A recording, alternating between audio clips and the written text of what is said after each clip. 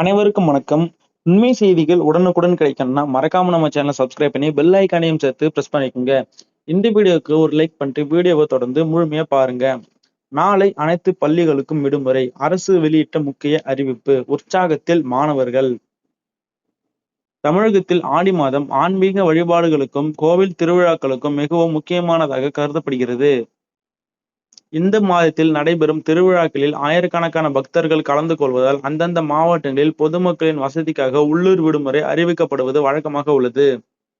அந்த வகையில் தென்காசி மாவட்டத்தின் மிகவும் புகழ்பெற்ற சங்கரன்கோவில் அருள்மிகு சங்கர நாராயணசாமி திருக்கோவிலில் நடைபெறும் ஆடித்தபசு திருவிழாவை முன்னிட்டு நாளை 28/7/2026 அன்று மாவட்டம் முழுவதும் உள்ளூர் விடுமுறை அறிவிக்கப்பட்டுள்ளது.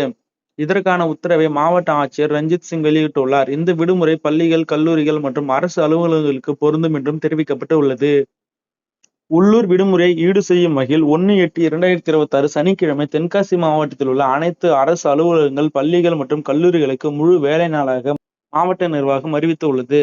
இதனால் மாணவர்கள், ஆசிரியர்கள், அரசு ஊழியர்கள் மற்றும் பொதுமக்கள் தங்களது பணிகளை முன்கூட்டியே திட்டமிட்டுக் கொள்ளுமாறு அதிகாரிகள் கேட்டுக் கொண்டுள்ளனர்.